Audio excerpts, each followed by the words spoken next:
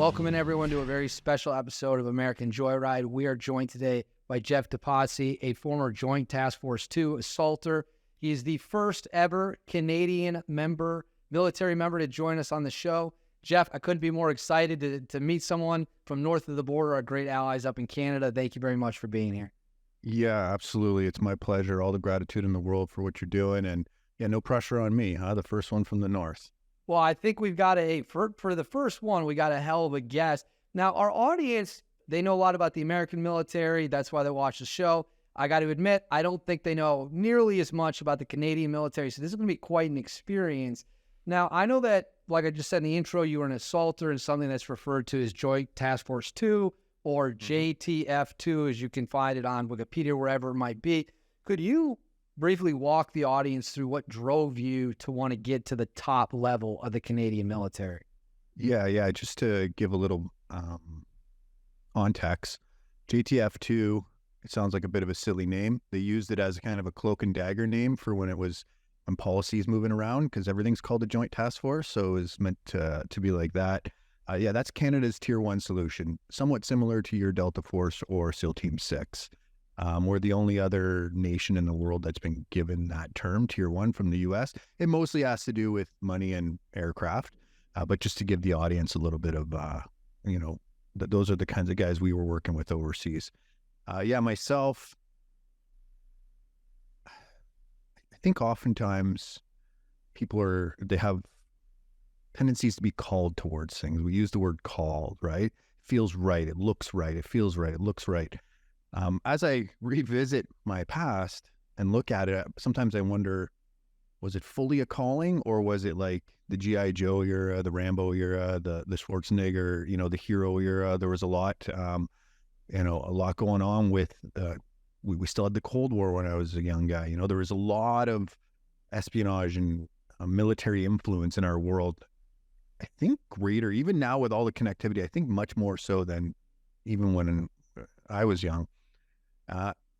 But I also had really natural tendencies towards this. I had really high athletic ability, but I also had the attributes, not all of them, because lots of them are earned, of course, to move towards this kind of thing. I'm a very kinesthetic human being. I like to move. I like to use my productivity is best suited when it's through movement, less of like a office job or sitting down.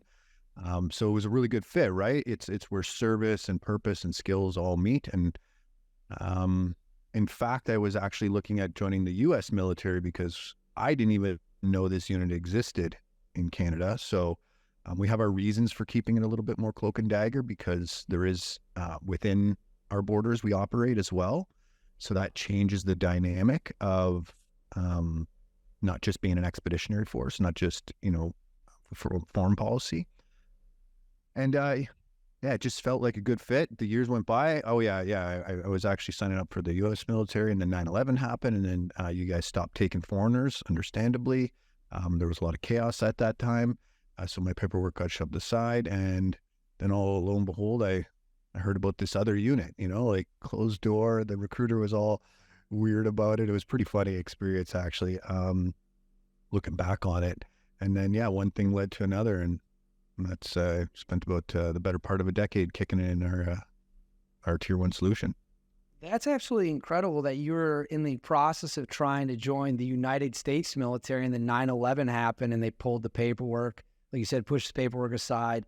And next thing you know, you're in the Canadian military. I didn't even realize that. Is that common in Canada, where members of the Canadian population try to get into the United States military, or is that not really a thing? You were just kind of one-off case?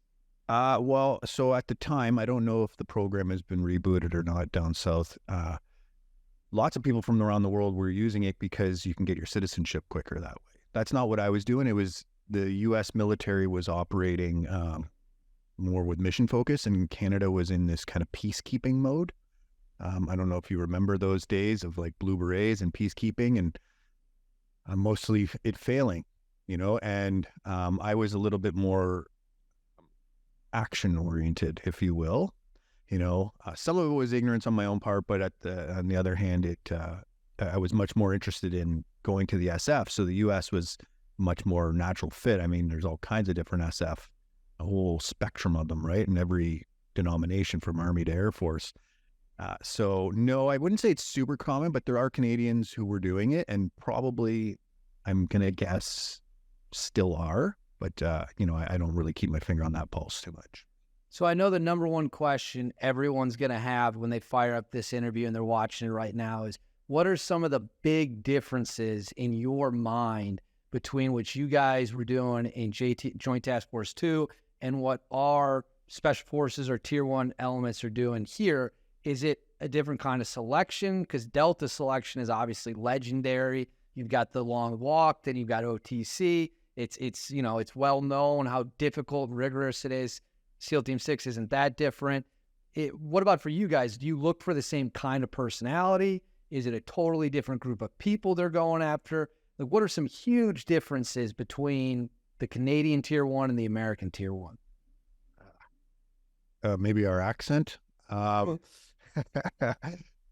So over the last, let's call it 23 years, there's been a lot of overlap, right? We started working together much more even than before, right? Obviously, Canada and the US have been allies, well, since, this last century anyways, right? We've been working together. We've been exchanging ideas. We had the Devil's Brigade, we intermingled our SF for a long time.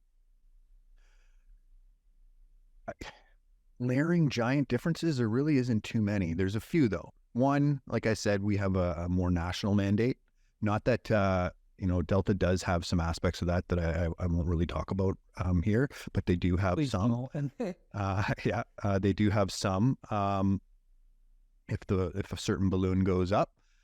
One thing that's quite different is we handle maritime counterterrorism like SEAL Team does. We also handle certain aspects that KEG will handle that SEAL Team doesn't. So we end up having this like massive workload that is probably counterproductive at the end of the day. It would be a lot better if we could offload some of these skills. We are trying to do that with Canadian Special Operations Regiment, CSOR. It probably, since I've been in, has been. But because we interact so much, there isn't like a ton of difference. Like you wouldn't see, if a Canadian jumped in the stack, yeah, your CQB is a little bit different, but you wouldn't see a ton of difference because what we're looking at is environments, right? Usually hostile environments, usually extreme pressure, lots of stress, all those kinds of things. And what you have to do is you have to create attributes to meet that environment in a very efficient way. Now that environment, whether you're looking at it from a Canadian lens or a US lens or a British lens, it's pretty much all the same, right? We're dealing with Taliban and Al-Qaeda and ISIS and all those kinds of characters. So that environment looks the same. So we have to pick attributes to meet that. I would say the biggest, and it's not going to be really down to the person, is probably assets. The US is a massive military with all kinds of assets. I mean, you guys are the war machine, comparatively in the rest of the world. There might be China might have more numbers and whatnot, but that, again, that access starts to commingle, right? Because we become force multipliers for each other. There's been many lessons learned through our units that we distill to other units, and other units learn lessons and distill to us. And it's really quite a nice relationship by and large.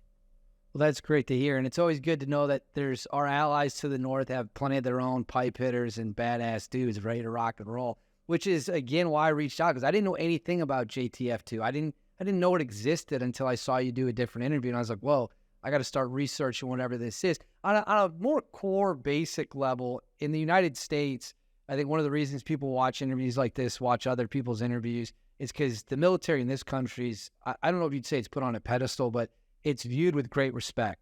Like, the military is part of society. It's honored and all that stuff. People look at it as a great asset historically. Is it the same way in Canada?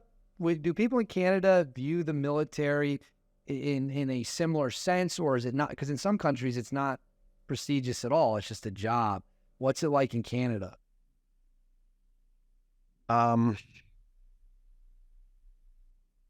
By and large, it's whether you're looking at it from the American lens or Canadian lens, and you're looking at, like you're saying, put on a pedestal, the nature of it is paradoxical, right? it's done some good and it's done some bad, you know, and it depends on who's benefiting, and that's the truth of the matter, right? It doesn't matter. I think that's one thing Americans do very well is like, okay, you know, maybe it hasn't always been perfect and maybe it hasn't always been righteous. And I'm not saying it is or it isn't, but, you know, there's definitely that debate. But an American will sit back, you know, feet up, having a cold one and be like, well, I appreciate the fact that I'm able to do this. And I know that lots of it has happened because of these labors that, again, may or may not be righteous.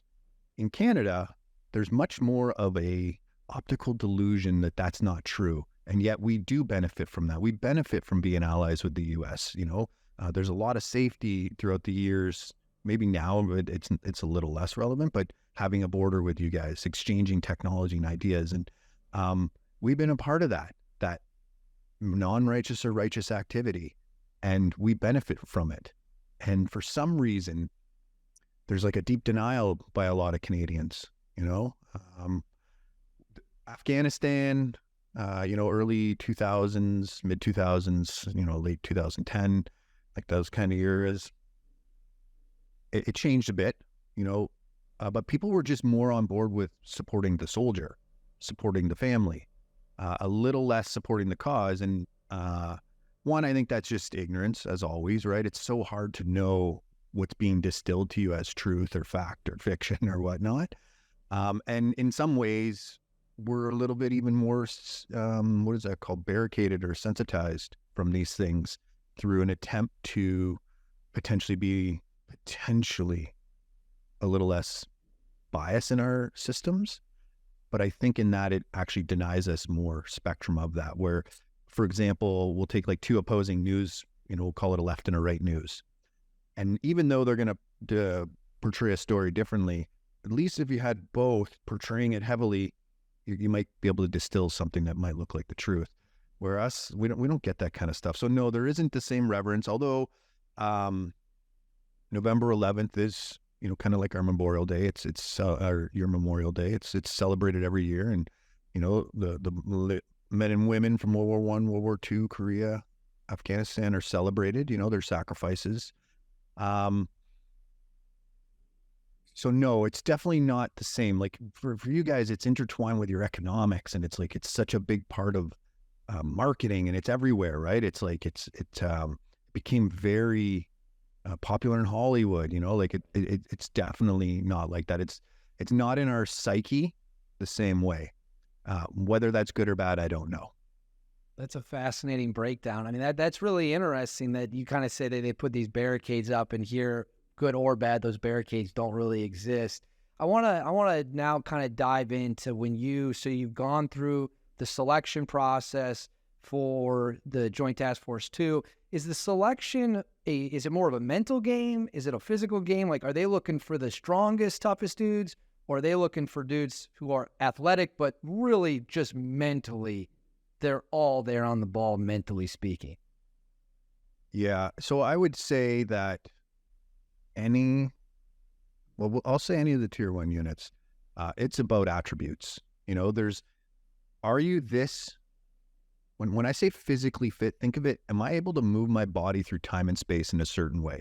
Do I possess a certain amount of endurance, which is very high, you know, super high? That's the key attribute, right? If they're going to try to smear you on a campaign for 9 months, they want resilience, right? So endurance is high, strength is high, recovery, all those very physical attributes, able to move through environment. Can I swim? Can I climb? Can I do these things?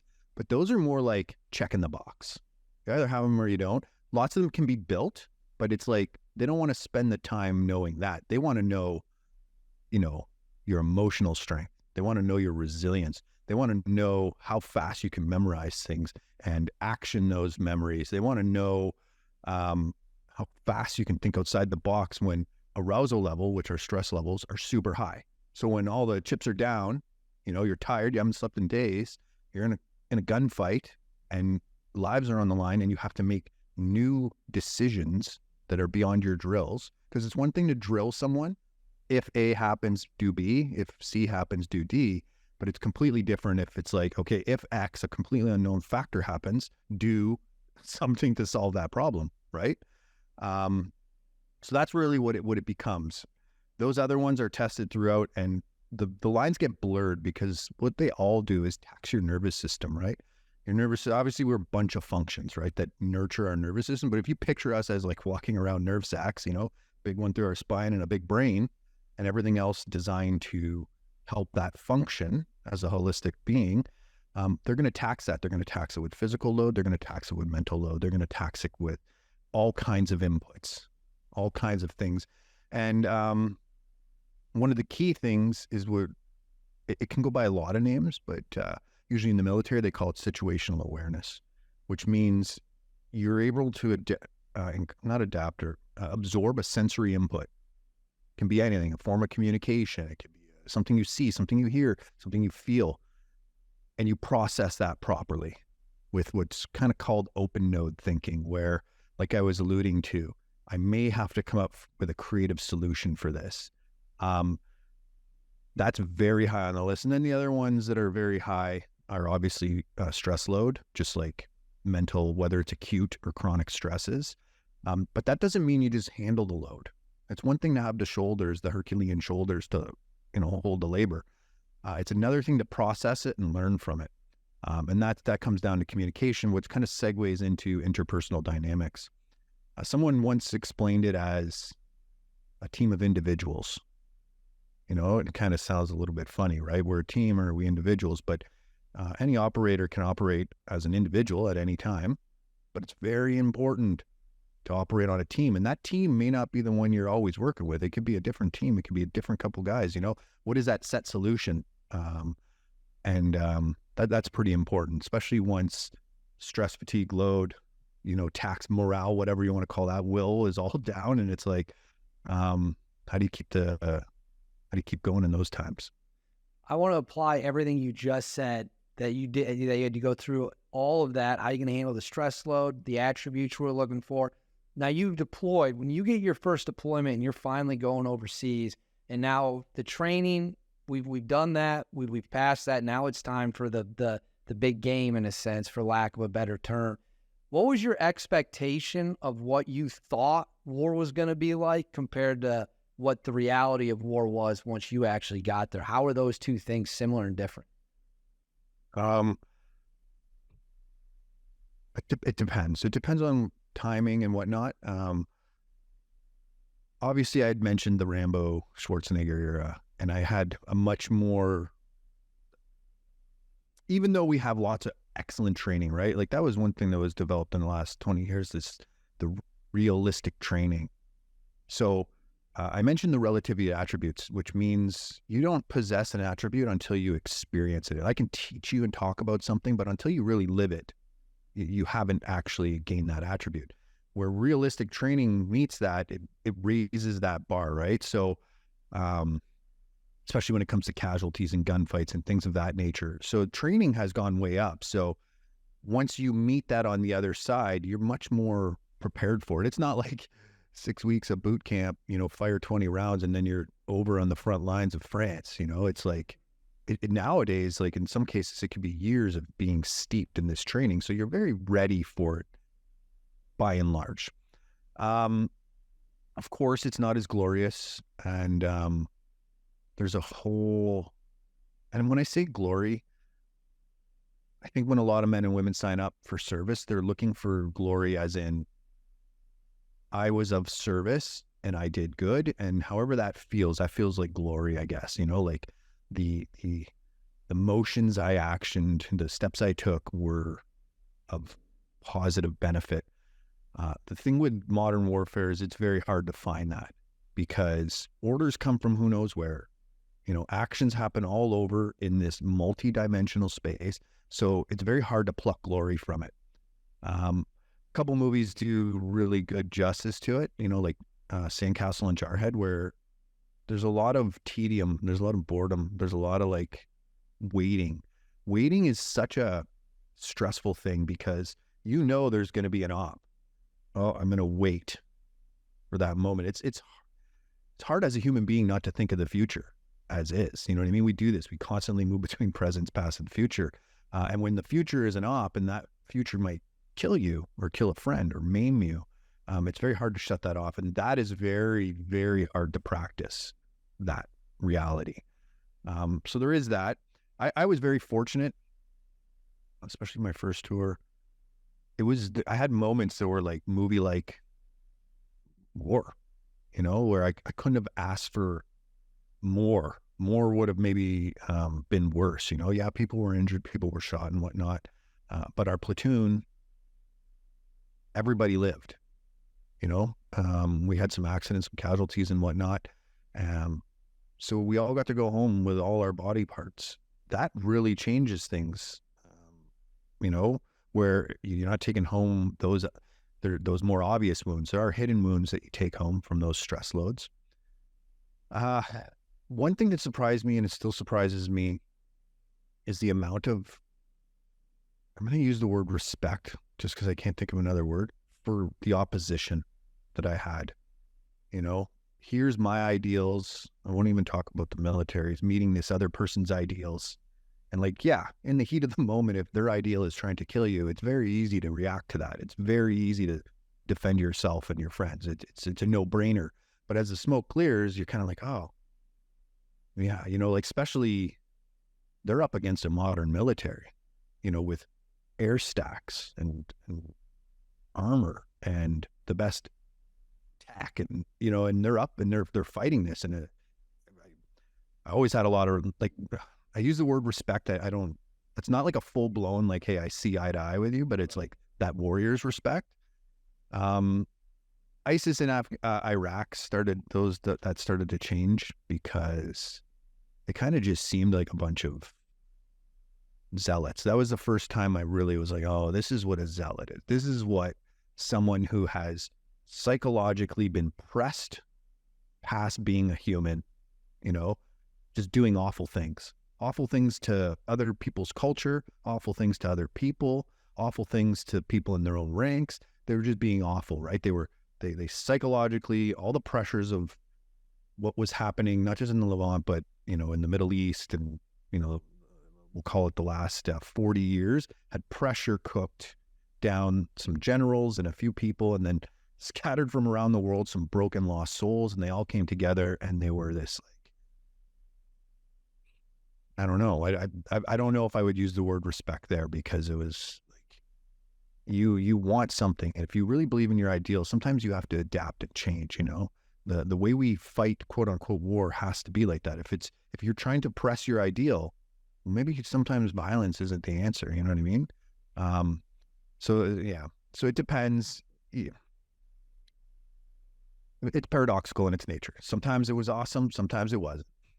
I'm curious because you just brought up ISIS in 2014 in Iraq. I've interviewed a handful of Delta guys, and one of the things I like asking them, and it's just literally what you just said about what the difference between fundamentalist versus maybe like a uniformed soldier or a tribesman. Now you're talking about fighting ISIS. They're beheading people, they're burning people to death. One guy told me on the record that for him personally, there was no greater feeling in life than when he breached a door and ISIS was on the other side of it, and he knew that bad people were about to leave the earth, because it was this is as evil as it gets. For you personally, was it easier on you to pull the trigger against someone like ISIS than maybe someone who's not a zealot? So I want to relate to that sentiment, because as a soldier, one of the things that happens afterwards is you revisit things, right? You revisit, especially one of them is the call to action for violence. And it can be very difficult to say, you know what, killing someone was the right choice. It's almost never the right choice. But I think if we follow the cookie crumbs, the breadcrumbs for a lot of years, that pocket of ISIS may have been, you know what, they're probably not close to their families. They're probably the ones who should be wiped off the earth. Unfortunately, I never had to directly pull a trigger there. It was more indirect stuff. And whenever it's more indirect or at distance or with air stacks or whatnot, there's a level of personalness that's already not there the same way. Like drone pilots do have a lot of stress and stuff, but what was interesting about that time frame too was the Kurdish folks were starting to kind of become free, and that's really something to see. Where they had this oppressor in Saddam, and then they had this kind of like guerrilla. I don't even want to like give them the word guerrilla. That seems too respectful. These people pressure in on them again, and it was like they just had this taste of kind of freedom, and then this was coming into their lives, and they were really keen. Like they were so proud to be fighting back against this enemy. That yeah, I definitely had a different feel. Because like sometimes in Afghanistan, you kind of felt like, oh, I'm just fighting a farmer who doesn't want me on his land. I kind of get it, man. Oh, I just burned your poppies. You got no money this year. Oh, okay, yeah, I get it. You're this isn't so fun. Where, like you said, someone's doing heinous crimes to children and women and other men, and it's just like, yeah, okay, this is the time when it's okay to grease someone. It's amazing you bring up the Afghanistan example, because you're probably the fifth or sixth different former operator I've talked to where they use that exact, we destroyed their crops. Maybe they thought that we were never going to leave. It is interesting to me as a civilian who has never been anywhere in the Middle East, how veterans very differently view what happened 2010 forward in Iraq, Syria, all that stuff. And then what happens in Afghanistan, it's almost like they had sympathy for farmers, things of that nature in Afghanistan, where I've never interviewed someone who ever, to me, expressed sympathy about ISIS. This is what I'm very curious to get your opinion on. Are you able to say when you first had contact with Americans overseas, was that on one of the two deployments you can talk about? You know what? I'm not going to overstep any boundaries because I don't know what can be said or what, but yeah, definitely both of them, and multiple times. Yeah. The question I have is very broad. I don't want to get into specifics at all. But when you first were around Americans, your counterparts, what was your impression of them in the field for our audience, so they can kind of get an understanding of how that perspective is from someone who's not part of the U.S. military, but also a tier 1 asset? Yeah. So, well, let me start, like, I'll go kind of like regular Army up. In Canada, we're fortunate for two things. We're a smaller military, which means more money for training per guy or gal, which is actually a fact. And I know that I might get some eye rolls saying that, but that is actually a fact. And we get paid better, and that is actually a fact. And those two things change the dynamic, but I'd say it's counterbalanced by, like, you were saying about how inspired by the military the U.S. can be. Obviously there's people who aren't, but how intertwined it is. I think that's counterbalanced with that. We don't have that, so we don't, whatever that thing we're measuring out doesn't measure up. As far as with the as you move up, those lines get much more blurred. Like I said, I was kind of kidding when I said about the accents, but if you took one and plucked them and put them in we do cross training all the time, like, so it's hard to see the difference there. There is, if I was to just try to like find some, just to have some, I would say there's a little bit more religion thrown into the U.S. side. Not everybody, of course, but there is definitely more. Which has its own byproducts and its own points of views, right? Because it's a philosophy that people follow. And again, I'm not saying good or bad on it. I would say that that's there. The U.S. So one thing that I didn't mention earlier on is we were originally started out of a RCMP, which is the Royal Canadian Mounted Police, which is similar to your FBI for kind of like a federal police force. And they were the CERT team, which was the what was it? Give me 1 second. Counterterror. It was like the emergency response team for them for national security, for counterterrorism, and that kind of stuff. And when they handed that over to the military, there was some things that came from we'll call it their DNA, being a police force, that still exist in ours. And it's just little cultural differences, but they're there. I won't go down the rabbit hole of what they are, but it's interesting to see how that happens. I have two questions kind of left on the military thing, and then I really want to dive into stress and how your viewpoints on stress in that. And the one that I'm fascinated by is it for anyone watching this who doesn't know, Canadian snipers are the stuff of legend. It is go on Wikipedia, look at the longest shots that have ever been taken. The longest is from a Canadian. The Canadians are on that top 10 list multiple times, I think maybe 3 or 4 times. Very impressive stuff. What is it about Canadian snipers that apparently makes them just so unbelievably good? Well, I would say a few things. I would be remiss if I didn't give a shout out to the American counterparts that have helped make that possible too. Like I have to say that because it would be irresponsible and I would be lying from this point forward if there wasn't a huge play between us and them. In the military itself, I don't know. I think one of the things that happened is we had a really great gun developed from,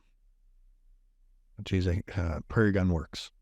They created a gun called the Coyote and one called the Timberwolf, which is the 338 model. And the 338 model, it was a spectacular, it still is, a spectacular gun. And in order to make that shot, once you start getting mile or more, you need a spectacular gun. You need something that has some kind of combat repeatability. And I say that because if I was to take out like a high-end bench gun and go overseas and like lug it in up the mountains and bang it around and all that, it probably wouldn't be so efficient. So we had that, which was very important. And two things that definitely happened, whether it's in the regular army or in the SF, is our sniper troops are held separately from everything else. And it gives them time to be snipers. So lots of units, the snipers are embedded in with the kind of saber squadrons or things of that nature.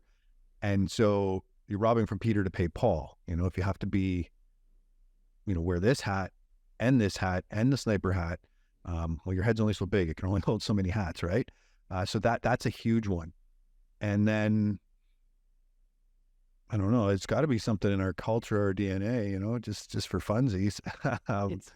It's incredible. I mean, it's actually, when you look at the population of Canada, they're so disproportionately represented on the list of the best sniper shots ever made. It's like almost a statistical anomaly. I mean, I say that as a compliment.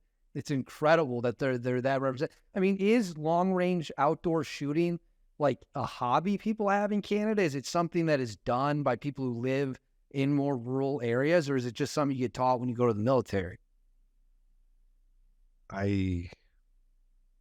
So we had some gun registry changes happen the last few years. So this may impact this step, but there was a time when Canadians love this saying when compared to the US. We use the term per capita. But Canadians per capita actually have a lot of guns, which a lot of people don't really think about Canadians and guns the same way. And so, yeah, I would say there's a tendency towards rural shooting because we have so much land, but I don't think it's necessarily more so. But this can't be discounted either, Dave, is opportunity.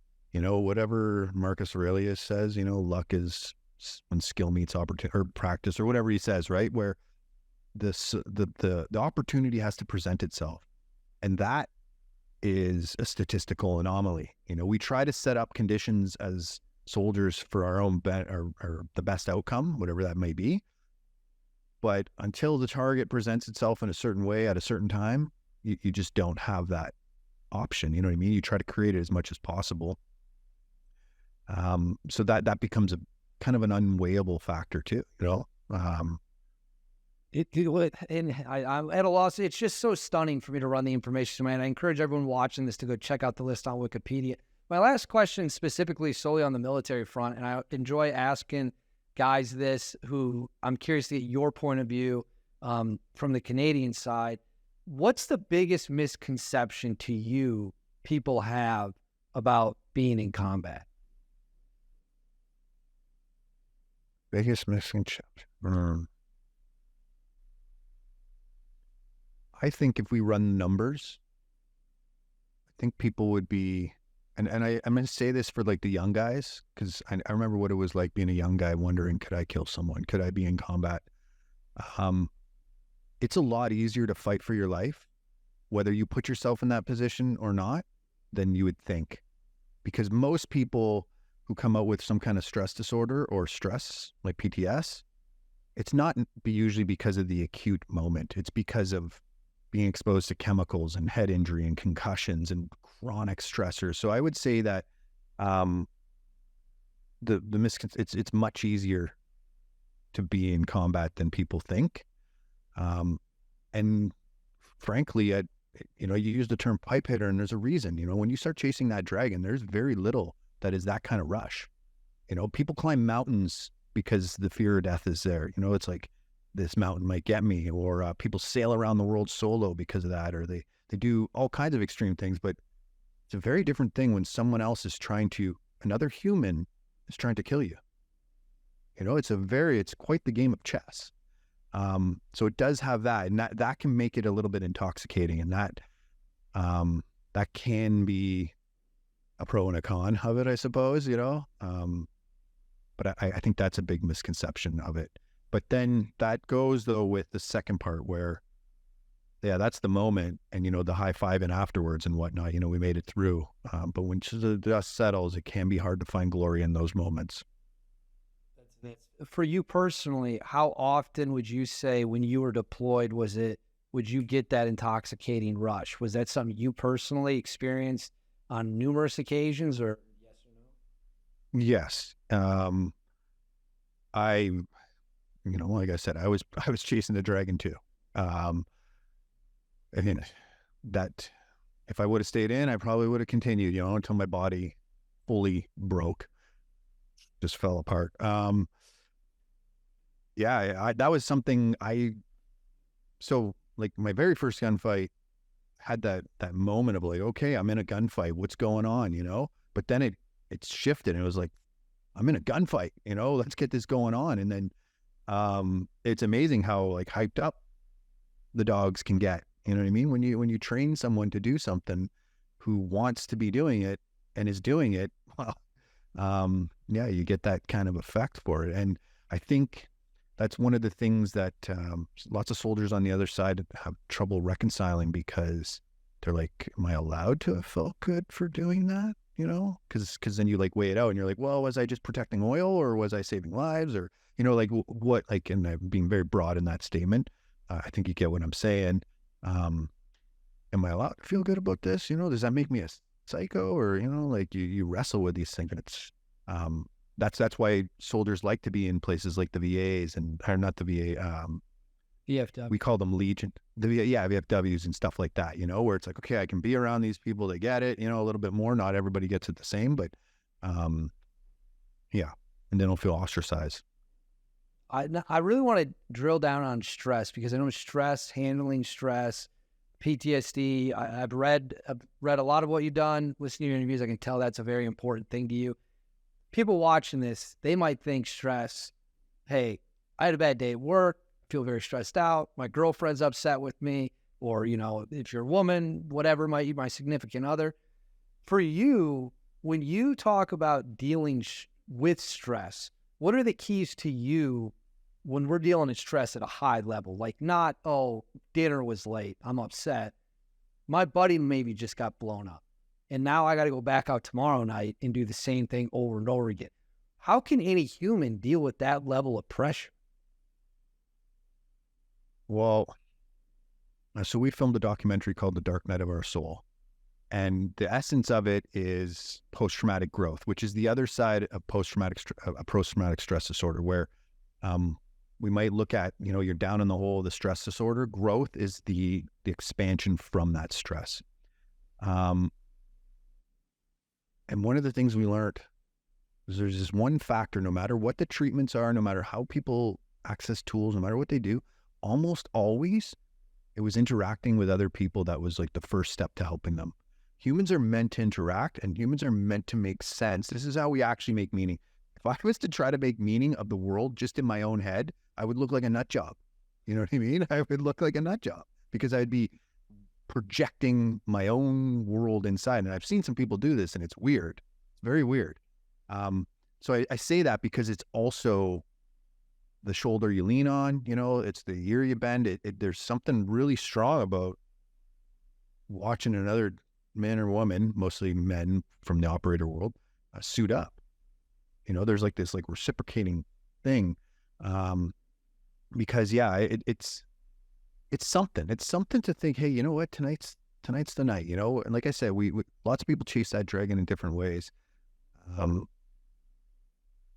but it's different when you're putting yourself into these kinds of situations. You get used to it too. You know what I mean? Like all things, when you stress, I think it's called like hermeneutics or something like that. There's all kinds of stress and adaptation rules out there. They go by different names, where you stress, then you adapt. We do that with working out. We stress our muscles and they adapt to get a bit stronger. Well, your nervous system, your psychological systems do that too. The key, and where we fail big time, is the amount of time. Because if you stress anything long enough, and when you're an operator per se, you're shooting, those are little mini fucking concussive damages. Boom, boom, boom, boom. You're setting charges, boom, bigger ones. And then you set big wall charges, and boom, you're getting rocked. You do this over and over. And then there's like the actual stress of the event. Like, oh, geez, I just, this woman and child just got blown up. Or, like seeing things that are very outside the norm, right? And like these heinous acts. And then what you do is you overlay that with months, and really not ideally, but it's actually years of stress load. So, there's sayings like selection never ends. I think the SEALs use the only easy day was yesterday. Well, think about that. That means that every day you're actually more stress. And as you go through and you're just getting used to one spot, well, then you get promoted or something, and then you got a whole different, and it's over and over. And then you still have to worry about dinner showing up on time, and like you just have these more stress feedback loops to create those arousal levels. And that's where we get it wrong, though, like I was saying earlier on, where decompression is so much more important than we give it credit for.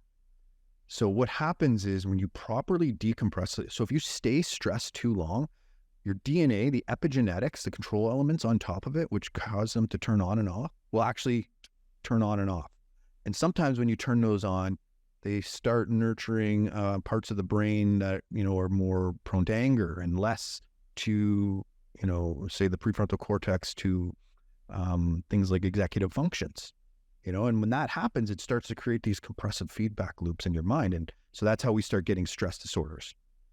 And so what I'm getting at is the world of the operator is this perfect, maybe the most perfect soup or environment to nurture all those compressive factors.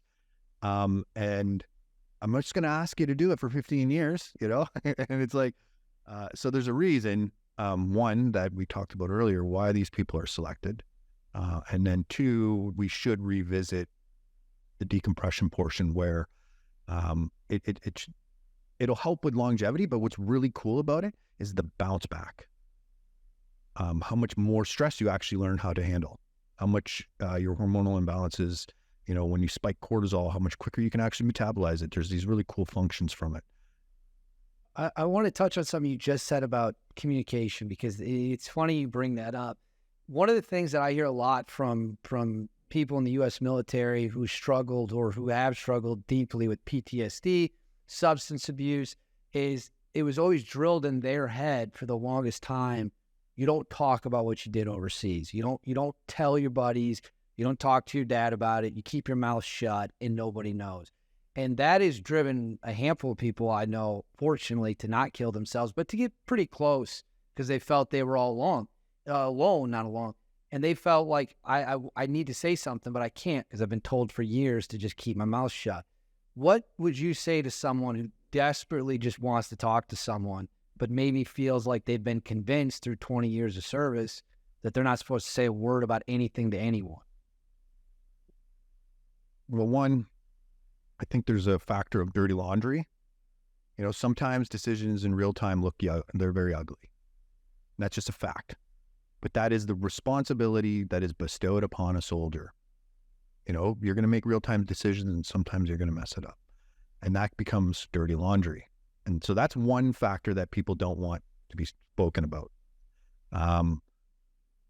The other one is it's best not to, like a police officer, okay? They go to a heinous crime scene and they see it, and then they take a report and they take pictures, and then they go back and they write another report, and then they file it, and then they got to go to court and they got to talk about it. So they see it over and over and over, and what happens is it crystallizes in your mind. So there is that factor where, you know, if you don't repeat these things and revisit them, they may not solidify in your deeper memories. But I think it's absolutely just a place of ignorance. That's the biggest thing, where most people don't have the tools to hear. If someone comes to them and they're like, I need help, I need to talk about this thing, they're just not equipped to be what we call a container to receive that. You know, most of the time you don't have to do anything with it as the person receiving it. Just let the person talk. Give a head nod, maybe a pat on the shoulder. And like, I'm kind of joking, but it's literally just give them a place to move those energetics outside of them, you know, and you take it and you don't really sit with it as a non-professional, just hang out, you know, and chill with it.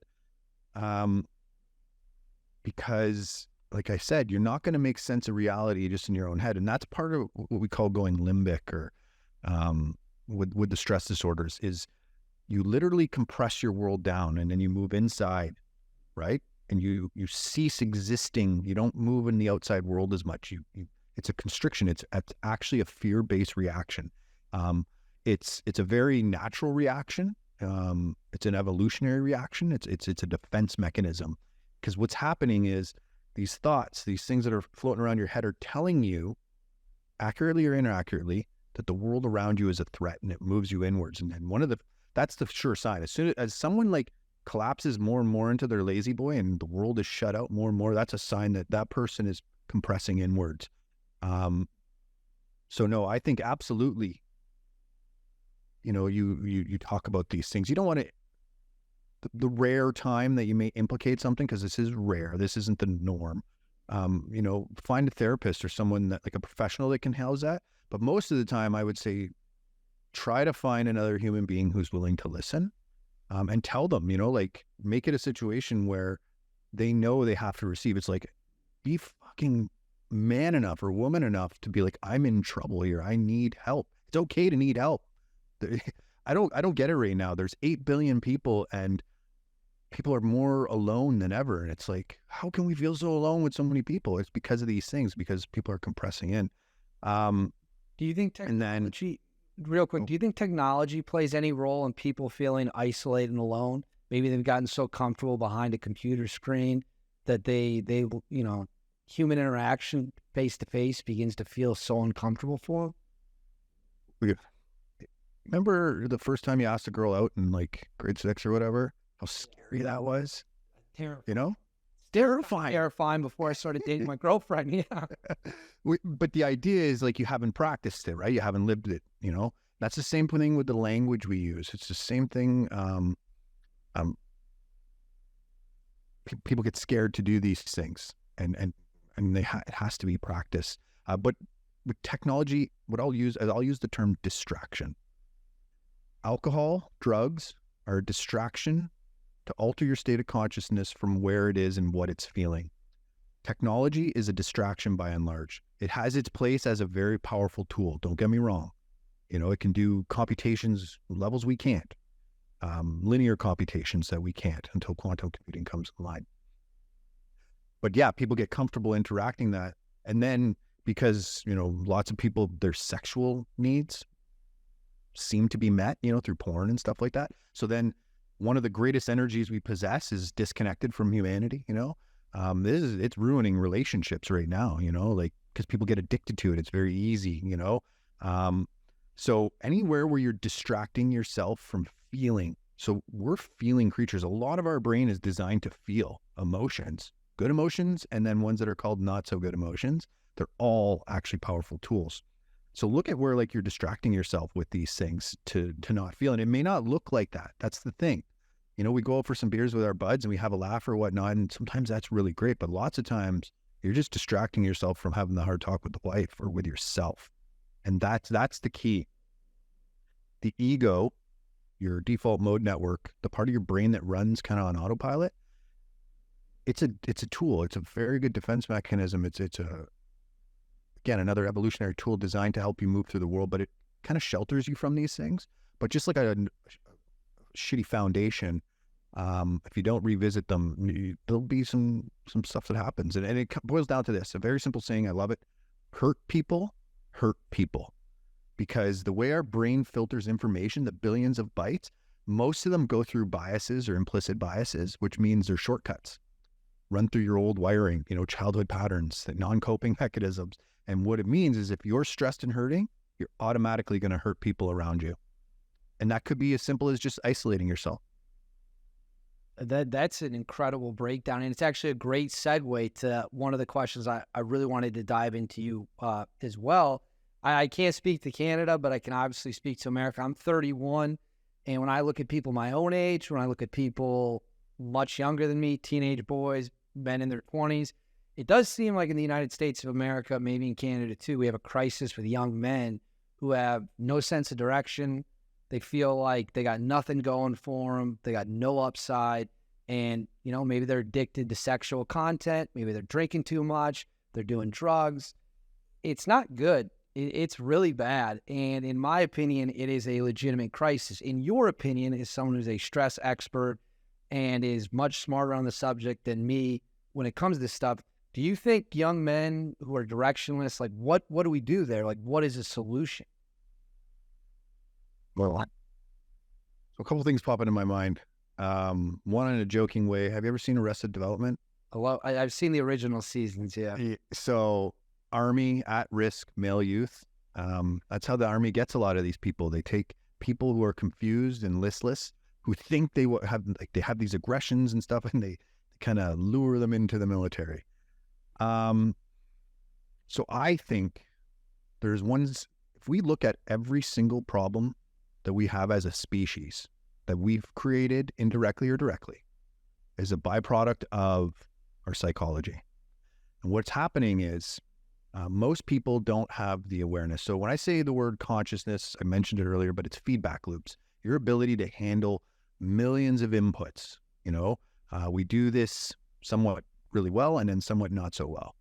What happens is most of those feedback loops run through, like I said, those implicit biases, those shortcuts and stereotypes, which have already faulty mechanisms from your DNA, your epigenetics, which happen lots in the womb, but throughout life.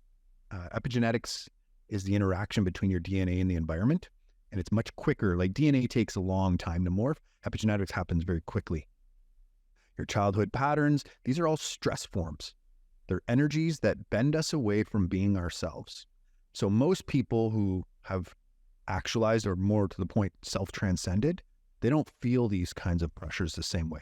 It doesn't mean you don't have like days where you want to sit and in your sadness and absorb it and feel it and be like, oh, this is where it's coming from. That's going to happen to everyone all the time. But what you're talking about is just millions of listless humans who are not living themselves out. And the key to it is raising their consciousness, the ability to handle the feedback loops.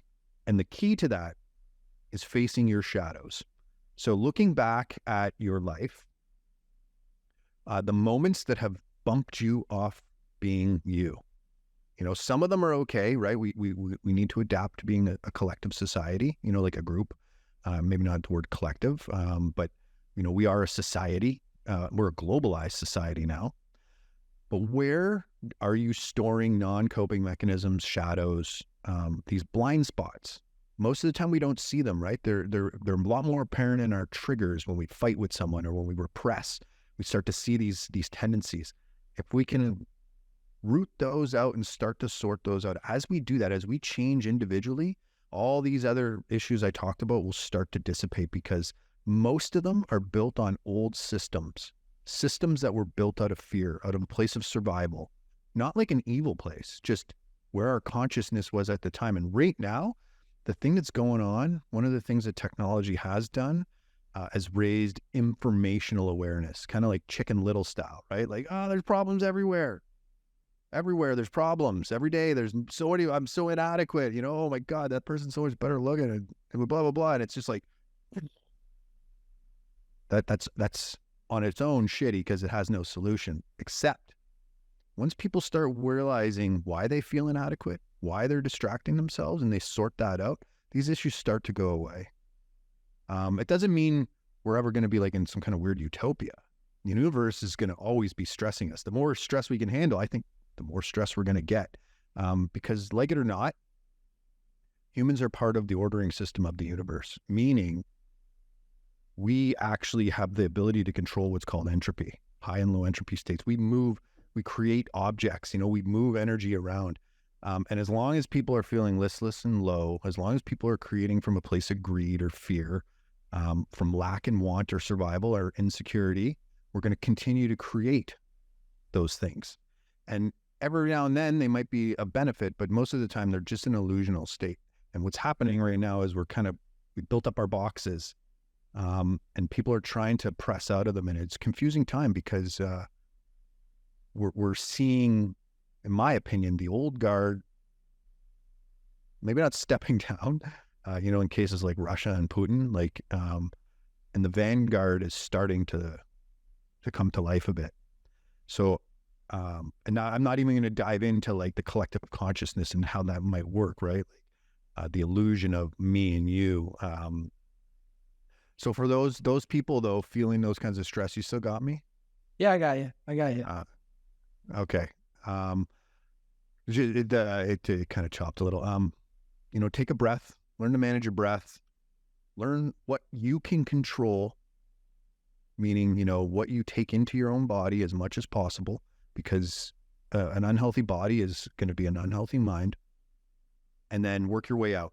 Outside of that is what you influence, and realize that you don't control other people, but you can influence the situation. Meaning if you have friends that, every time you're around, you drink or do drugs, well, don't be around them unless you just really want to alter your state of consciousness, be around people that elevate you, there's a lot of good information, great podcasts like what you're doing, bringing the information.